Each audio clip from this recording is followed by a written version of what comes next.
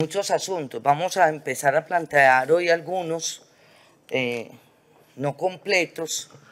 Advierto esto porque no es nuevo para nadie, que es un tema de mi corazón, tratado desde mucho antes de ser concejal de esta ciudad, como dirigente política pues, de mi partido de las comunas de Medellín, y ha sido una petición repetitiva al alcalde de Medellín durante estos 3 años para que empezáramos a hablar de este tema. Unas preguntas iniciales, vuelvo y repito, no serán las únicas ni las últimas. Creo que hay que determinar de manera clara en la política qué es un morador, porque no se define claramente desde el punto de vista teórico y o jurídico qué es un morador. 2. En el articulado de la política pública se habla de definición de procesos organizativos. ¿Cómo serían atendidos estos procesos organizativos? En este sentido, ¿cómo garantizar la participación directa, protagónica y con incidencia de las organizaciones en la toma de decisiones? Inclusive en la planeación de los procesos de transformación urbana y rural. No está claramente determinado este asunto de la participación ciudadana en la política pública. 3. ¿Qué determinaría el reconocimiento de una organización y su participación en el proceso? ¿Cómo sería esto? Recuerden que tenemos un problema o más bien un asunto que es muy político, pero que se presenta. El caso del Comité Cívico Tranvía de Ayacucho muestra mucho este asunto, porque el Comité Cívico Tranvía de Ayacucho nunca fue inscrito ante nadie. Es decir, nunca, yo fui presidenta de ese comité y la decisión colectiva de las comunidades y de los dirigentes allá no lo inscribimos, porque es legítimo organizarnos y no queremos que esa organización, digamos, tenga la obligación de recibir del Estado una aprobación. Reasentamiento es una estrategia dentro de la política pública, no un enfoque, por ende, ¿es o no es una prioridad? ¿Y por qué desaparece el concepto de reasentamiento en sitio? Los programas no se aterrizan en un sistema de seguimiento. Digamos que algunos asuntos que son fundamentales terminan dejándose a la reglamentación. Y ahí tenemos una preocupación, doctora Ana, bien grande. Es que terminamos aprobando una política pública que es un canto a la bandera con frases muy bonitas, pero que no define nada. Quien va a definir son los modelos de reglamentación posteriores que hará el alcalde de Medellín a puerta cerrada, sin la participación ciudadana y sin la participación del Consejo de Medellín. Es decir, muy lindo el titular, la foto queda bonita, Fabio, con un tema tan delicado, pero no define de fondo nada y se determina que esas definiciones de fondo se hagan desde el piso 12 de la alcaldía, sin comunidad, vuelvo y repito, y sin concejales. ¿Cuál es la diferencia en garantía de derechos para los moradores antes y después de la política pública? ¿A qué elementos adicionales tendrían derecho? Porque mire, ustedes hablan de que la participación en la construcción de la política en ese contrato de la Universidad Nacional que ha tenido tanto ruido, hablan de 828 personas que participaron.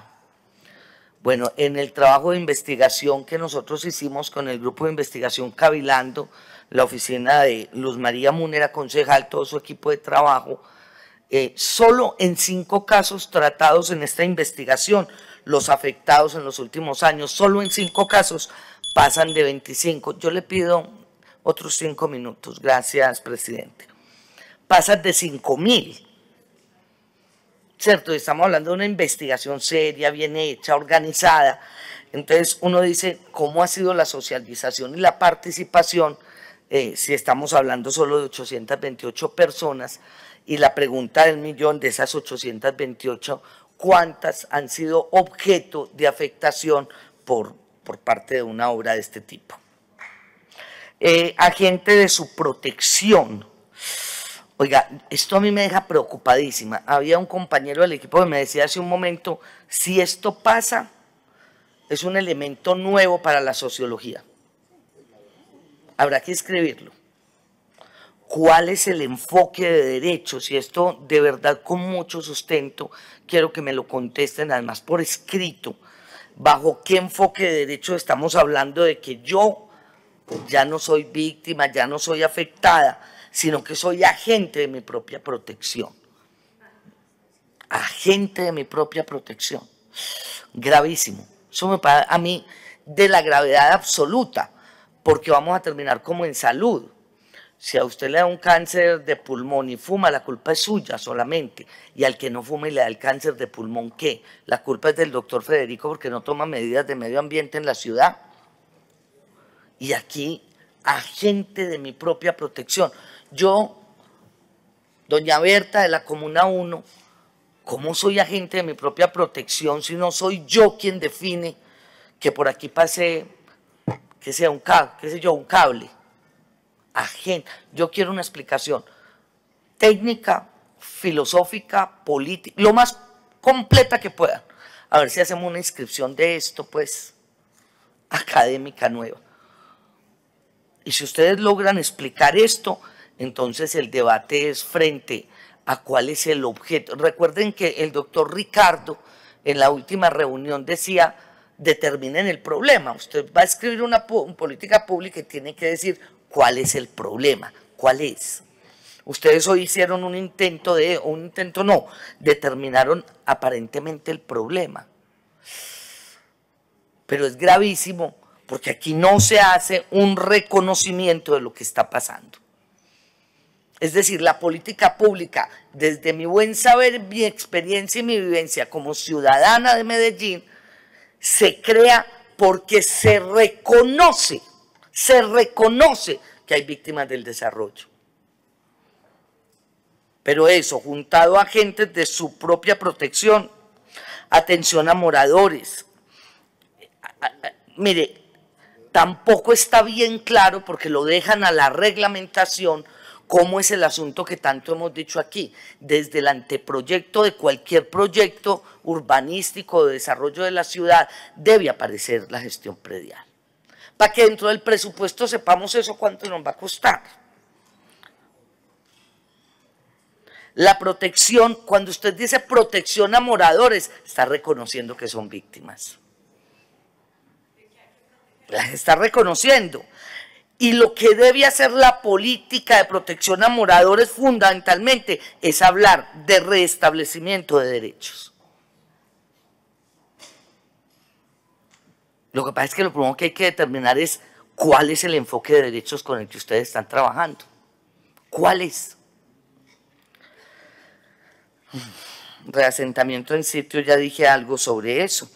Actividades laborales y comerciales.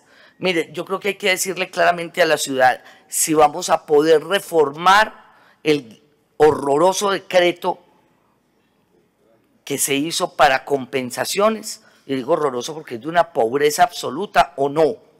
O ese es el decreto y no se va a mover de ahí, ¿cierto? Pero también hay que mirar el tema de actividades laborales, porque hay sitios donde talleres, fábricas pequeñas, diferentes, han tenido que salir. Y yo me quedo sin trabajo porque mi jefe, el dueño de la fábrica, del taller o de lo que sea, decide cerrar.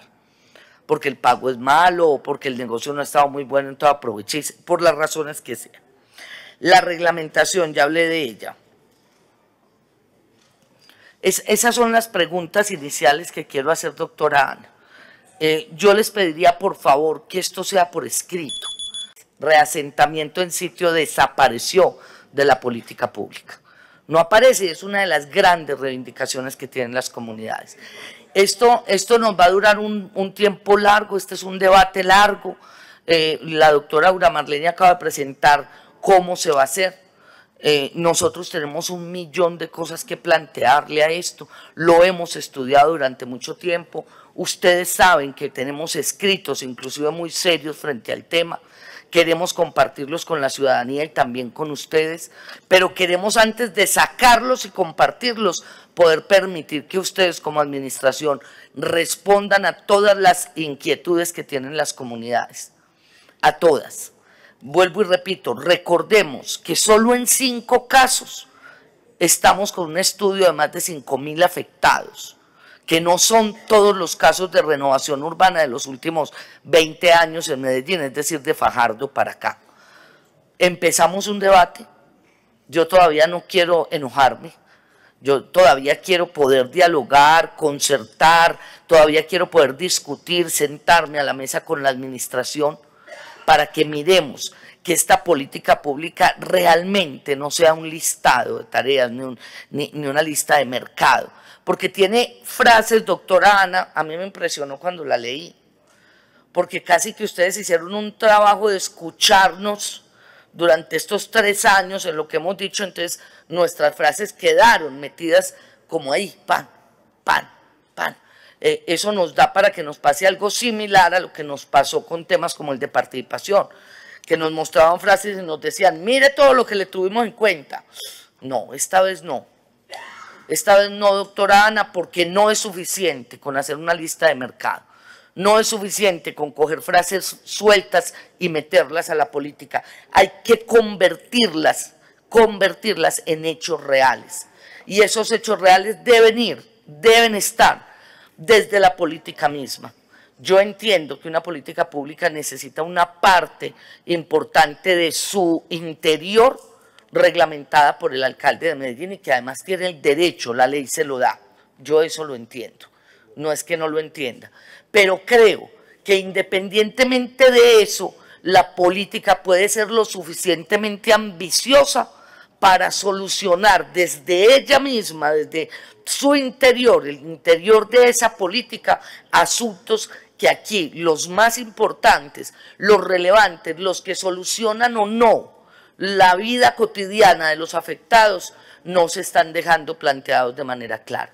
Hay demasiadas partes del proyecto que hablan de haremos proyectos, haremos programas, escribiremos, diremos, demasiada tela suelta, demasiados asuntos que quedan en, digamos, en la buena voluntad de un mandatario, este o el que siga o cualquiera, y que no le dan la seguridad a los moradores en una ciudad en pleno desarrollo de que su vida, sus derechos, todos como ciudadanos de primera categoría van a ser resueltos a través de esta política.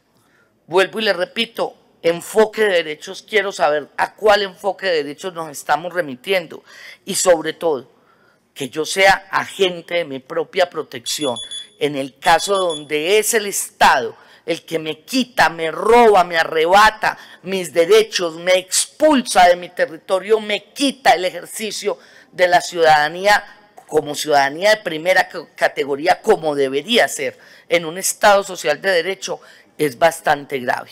Así que ahí dejo y esperemos entonces que esta discusión nos enseñe mucho a todos y que termine, doctora Aura, en una excelente política que trate bien a los ciudadanos y ciudadanas de Medellín y que no sigamos repitiendo la miseria y la tristeza del despojo del que ha sido objeto más de 5.000 habitantes de la ciudad de Medellín, producto de obras de infraestructura.